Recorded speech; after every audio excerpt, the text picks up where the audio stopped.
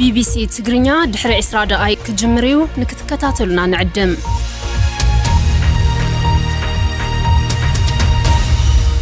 kun sagantaa BBC afaan Oromooti nu waliin tura.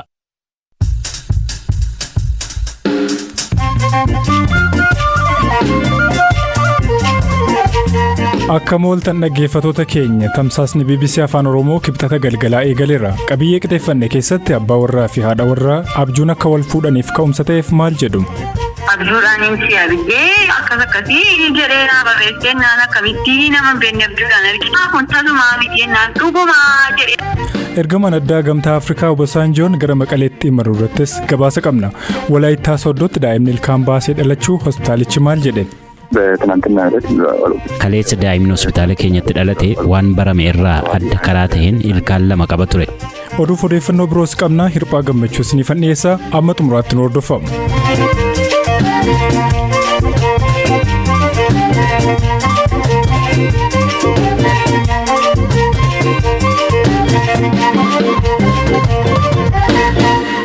Baankileen dhuunfaa fi mootummaa Itiyoophiyaa keessa jiran waggoota arfan darban qofaa keessatti birrii biiliyoona 1.9 ta'u ragaalee sobaa fi gowwoomsaan dhabuu ministeerri haqaa beeksise.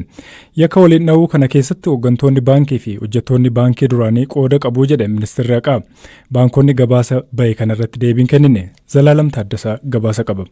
Ministeera haqaatti Daayirektoreetiin dhimmoota yakka malaammaltummaa qorannoo galmeewwan yakka 155 irratti gaggeessaa ture raawwachuun baankilee kanneen keessatti birrii biiliyoona 370 ta'u gowwoomsaan saamuuf yaaliin akka taasifamee ture bira ga'uu ibseera. Hanga yaaliin ragaalee sobaan waliin dha'uu fi gowwoomsuun saamuun irratti taasifame keessaa ammoo birriin biiliyoona 1.9 ta'uu dhabameera jedhe. Gowwoomsaan kun dhibbantaa 50 baankii daldala Itiyoophiyaa irratti kan raawwatame yoo ta'u baankileen dhuunfaa akka Abisiiniyaa, Oromiyaa Internaashinaal Baankii fi Wagaagen Baank sadarkaa hanga 4 jirurra ta'aniiru. Baankiin daldala Itiyoophiyaa waggoota 4 darbe keessa yakkii waliin dhahuu 78 irratti raawwatamuu fi kanaanis birrii miiliyoona 590 dhabuun gabaafameera. Ittaan sun maallaqa hedduu kan waliin dhahame baankii Abisiiniyaa yoo ta'u yakka 13 irratti raawwatameen birrii miiliyoona 328 dhabeera. Baankiin Internaashinaal Oromiyaas yakkoota waliin dhahuu 11 irratti raawwatameen birrii miiliyoona 161 ol dhabeera jedhame.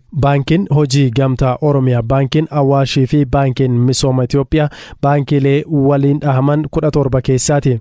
Ministeerri haqaa gabaasa dhiyeesse irratti waliin dhahuun kun kan raawwatame hojjettootaa fi hooggantoota baankiin hojjettoota baankiilee duraanii fi namoota alaan ta'uu ibseera. Bu'aan qorannoo kanaa qaamoleen alaa teeknooloojiin sochii kana deeggaraa turuun isaanii yakkamtoota bira gahuun rakkisaa akka ta'u godheera jedheera. Hojjettootni Itiyoo Telekoomii fi waajjira galmee ragaalee qooda fudhattoota yakka kanaa ta'u ministeerichi qorannoo isaan bira ga'u ibseera. Bulchaan baankii biyyaalessa Itiyoophiyaa Dr. Innaa Gardassee qorannoon kun dhimma kanaan wal qabatee isa jalqabaa ta'uu ibsaniiru. Baankileen yakki akka hin raawwanneef hojimaata diriirsanii hojii isaanii hojjechaa kan jiran ta'us yeroodhaa yerootti tooftaan yakkichitti raawwatu walxaxaa ta'aa deemuu isaatiin yakkicha dhaabsisuu hin danda'amne jedhaniiru. Yakki kun sadarkaa hammaatarra gahuu dura tarkaanfii fudhachuun barbaachisaa ta'us dubbataniiru.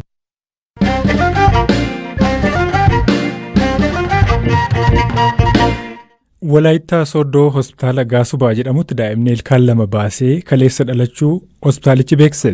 Hojii gaggeessaan hospitaalichaa Dr. Tsaggaayee Indiriyaas kanaan dura daa'imni ilkaan waliin dhalachuun kan hin baratamne ta'uudha heeran. Taateen akkanaas daa'imman dhalatan 2,000 hanga 3,000 ta'an keessaa tokko irratti mudachuu akka danda'u ibsaniiru. Kaleessa daa'imni hospitaala keenyatti dhalate waan barame irraa adda karaa ta'een ilkaan lama qaba ture. Hospitaala keenyatti waan akkasii argine hin beeknu ture. Ogeessonni keenya akkuma nu beeksisaniin deemnee argineerra. Sana booda yaalii argachuu qabu hunda erga goonee fi booda sa'aatii 24 as turree haadha isaa waliin amma gara mana isaaniitti galaniiru. Yeroo daa'imni haala kanaan dhalatu dhibeen kana waliin wal qabatu jiraachuu waan danda'uuf isa hordofnee ilaalleerra. Qonqoo irraa qaawwaa qabaachuu danda'a jennee waan shakkineef qorannee sanas hin qabu. Daa'imni kun rakkachuu danda'a jennee kan ilaalle harma hodhuu isaati. Daa'imni kun garuu harma haadha isaa haala gaariin hodhuu danda'a. Ilkaan isaa kun arraba isaa miidhuu danda'a jennees ilaalleerra. Hanga ammaatti miidhaa hin qabu. Garuu harma haadhaa waraanuu danda'a. Haatis ammas akka itti dhagahamu himteetti. Garuu miidhaa guddaa kan geessisuu miti. Haati ilkaan kana sirriitti suuta jettee akka qulqulleessuu qabdu itti himneerra. Ilkaan kun akka kan nama kaanii jabaataa miti. Tasa cabee liqimsee akka ujummoo hargansuu isaa keessa hin galleef akka sirriitti hordofuu qabdu haadha waliin dubbanneerra. Ilkaan kana yaaliidhaan sirreessuun danda'ama kan jedhuu fi ilkaan haaraan hafan yoo biqilan akkam ta'a kan jedhuuf Dr. Tsaggaayee Indiriyaas akkas jedhan. Kan arraba isaa miidhu yoo ta'e baasuun ni danda'ama. Hanga ammaatti miidhaa addaa irratti fide hin qabu. Qorannoo adda addaas ilaalaa turre. Daa'imman 1000 keessaa tokko irratti argamuu danda'a. Sababni isaa waan beekamu hin qabu. Ilkaan hafan kaan yeroo biqilan warri ammaa kun baduu danda'u. Baay'ee haphii waan ta'eef baduu danda'a. Haalli teessuma isaas sirrii waan hin taaneef badee haaraan biqiluu danda'a. Haati yeroo daa'imni dhalatu gammachuudhaan fudhatti.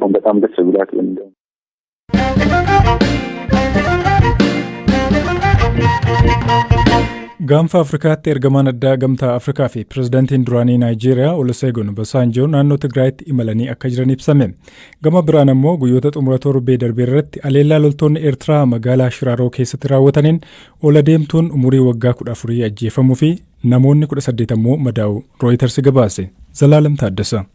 Dubbii himan TPLF obbo Geetaachoo Raddaa ergamaan addaa gamtaa Afrikaa obbo Obasanjoon Maqalee jiraachuu isaanii wayita isaan hoogganaa TPLF Dr. Dabratsiyoon Gabra Mikaalee waliin mari'atan suuraa agarsiisu Tiwiitara isaanii irratti maxxansaniiru.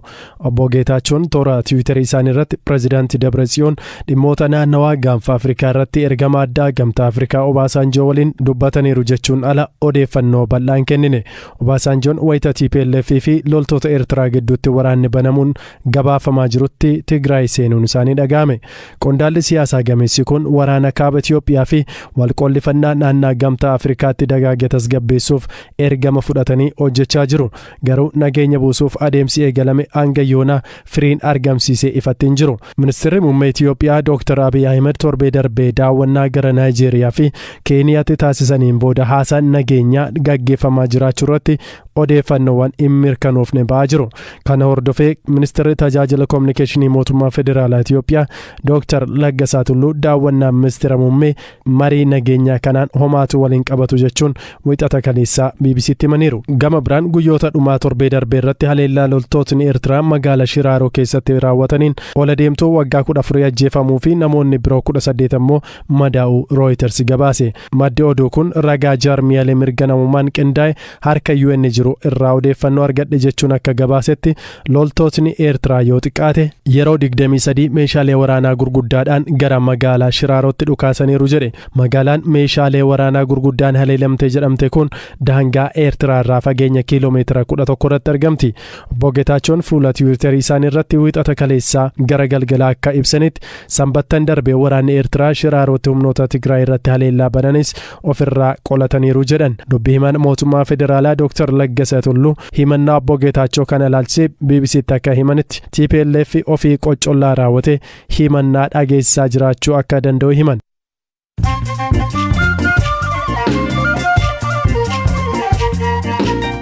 Amma immoo oduun gaggabaabsee isinitti hima. Keeniyaatti rakkoo nageenyaa bulchiinsa Marsabit furuudhaaf tarkaanfii mootummaan fudhateen hanga ammaatti meeshaaleen waraanaa seeraan alaa 100 lakkaa'aman to'atamuu poolisiin beekse.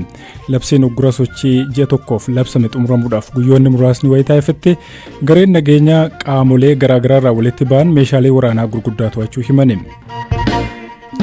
Qondaaltonni Sudaan hoogganaa waraanaa biyyattii labsii yeroo muddamaa kaasuu hordofee hidhamtoota siyaasaa 125 gadhiisan.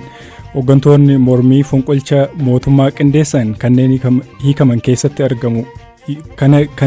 keessatti kan argaman yoo ta'u, rogeeyyiin magaalaa guddoo biyyattii Kaartumii fi Poort Sudaanitti hidhaarraa gadhiifamaniiru. Sanduuqni odeeffannoo xiyyaara Neepaalitti dilbata darbe kufee caccabee argamuusaa baantaayitaa siviil aviyeeshinii Neepaal beekse. Namoonni 22 xiyyaaricha keessa turan du'uun kan mirkanaa'e yoo ta'u, reeffi isaanii wixata argameera jedhameera. Chaayinaan xiyyaarota waraanaa 30 gara zoonii qilleensaa Taayiwaanitti bobbaasuu hordofee akeekachiisaaf Taayiwaan jeettiiwwan waraanaa bobbaasuu beeksifte. Taateen wixata darbe mudate kun erga amajjii darbeetii as Chaayinaan daangaa qilleensaa Taayiwaan cabsitee yoo seentu kan jalqabaate jedhameera.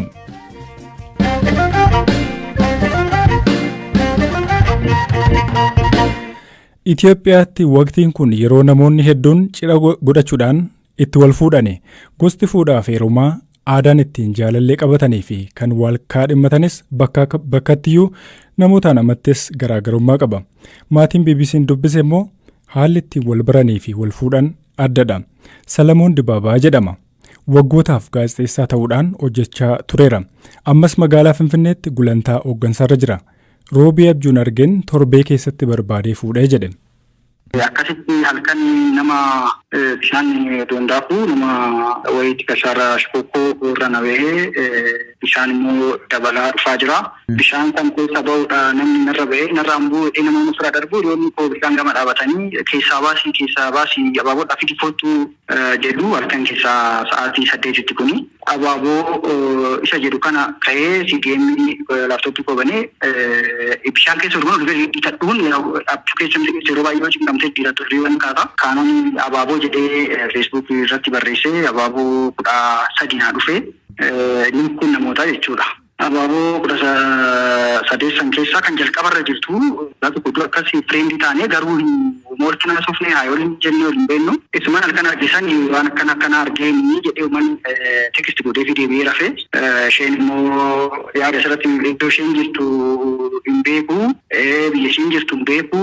Dhalishee uuman itti barreessee dhiisee bulee ganama kaatee miseejii sana agartee dubbisti. Sana booda bilbila ol jijjiirre gaafa roobii akkana dheeni ani dhufuu kootu naan jennaan ani immoo jirre yeroo san biiziin ture dhufuu hin danda'u dheeni isheen barattuudha waan taateef magaalaa Naqamteen jiran murfattee gaafa Jimaataa dhufti. Jimaata dhuftee markaatoo dhaqee na fuudhadhu namni biraa bilbila itti guddoo wayii bilbila hagaa deemtee qaama waliin beennu. Miidhagdii kana yoo taate nan eessadhee anumaa fi guddaadhu qaama waa waliin barreessu nama guddaa waan taateef jedhu sool jettee ishumtii sooshaal miidiyaarra jirtu natti baatee kan Facebook irratti argeeramu bifa ishee waan ta'eef. Sana booda wajjiniin dhufnee konkolaataa keessa galtee konkolaataa keessa gallaan bifaan daa'ima mucayyooni akka nama buleessa argatee dadhabdee jettee boorsaa isheen irra keessee calistee manarra karaan nama dadhabsa waan ta'eef achii dhuftee narra rafuutti kaate. Ilaata maannatti eegamu maanni dhachaa mashakkaa fuutii gallee manatti. Tole eega mana geechanii maal mari'attan? Egaa mana geenyee wal garee haasofnee kophaan ture waan ta'eef waan nyaata kun hin jiru waan ta'eef gadi baanii nyaata nyaannee kaaffeetti nyaata nyaataa achitti haasa'uutti galli gana qulqullummaatti na shakke beektaa jechuun waan barbaadu keessi kooduu barbaadu baay'ee bareedii baay'ee namatti tolti garuu ezeet normaal kan jedhu san xiqqoo shakkaan ture kaaffeedhaa nyaata nyaannee ergasii gallee orijinaaluma nama gaariidha gaafa lammataatti soo laalu bilbilannuu bilbiltii nama nagaadha normaaluma akkuma bulummaatti jechaadha. Sana booda gaafa qidaamee ta'emni gaafa wudii nangalaa jennaan qubeelaa godhattee galtaa hin deebituun jedhee nagaa'uma akka qabdu duraan shakkaan ture beektaa ishee nama magaalaa faan beeknee maaliin beeknee keessoo walkan yeroo tokko isheen iddoo akkana waan itti himne jira. Noormaalii miti moo maal jettee haaraa jirti ka'een karafaa qollofee siree jala onnoo godhadhee furtu akka banteen bannee jechuudha. Sana booda qubeelaa godhattee deebitee barumsa ishee si'achii meeshaa qabdu maal godhattee torban tokko keessatti ol fuuna. Haati warraan obbo Salamoon Aadde Abaaboo Abbabaa akkaataa gaa'ilatti dhaabbatan kana akkasiin himu. Mana takaraayyaalee keenya yoo san barattuudha. Achi buna wayii danfisanii warri giddiin waamanii akkuma tasaatu keenya buna dhundhuu gaafan feesbuukii banee galuu miiseejii naa barreeffameera. Inni miiseejii naa barreessee ture gaafan banee dubbisu abjuudhaan si argee akkasii jedhee naa barreessee naan akkamitti nama hin beekne abjuudhaan argitan na soomte moo jechuudha. Gumadha akkasii jedhee abjuu sana gaafa naa barreessu isa booda amanuu dadhabee isa booda naa bilbile yeroo sana naa bilbile jechuudha. Miskii koo egaa yoo erga dhugaadha jette naman gaafadha namni guddaan jira gibbii keenyaan jedhe nuun immoo warri nuun gibbii isaanii takaraayyaan teenyu nama guddaadha jaartii nama guddoodha. Anofii koo hin jenne egaa namni akkasitti abjuudhaan wal argee maaliidha itee gaafadhe jaartii nama guddoodha nama maaliifis immoo naan lakkisaa hinkoo namatu abjuudhaan akkasittiin wal arge nama hin beeknedha moodha namni sun lamaanuyyuu walis hin beeku kanaan dura silkiinis ol hin beeku wanta kamiiniyyuu wal hin beeku naanii ol fuudha namni sun dhumni isaa tokko taa'aadhan. Anoo bakka adiitiin jaalladhee bakka waan jiru wal bira geenyee mareennee waan tokko murteessuu qabna naan jedhee bakkaadhee nan murteessee. Dhaggeeffattoota keenya sagantaa keenyarraa kanumaan goolabnaa odeeffannoo dabalataa biroo marsariitii keenyarraa argattu Zalaalam Taaddasaa qophicha isiniif qopheesseera hirphaa gammachuu isiniif dhiyeesseera boru walitti deebina iddoo nagaa bulaa.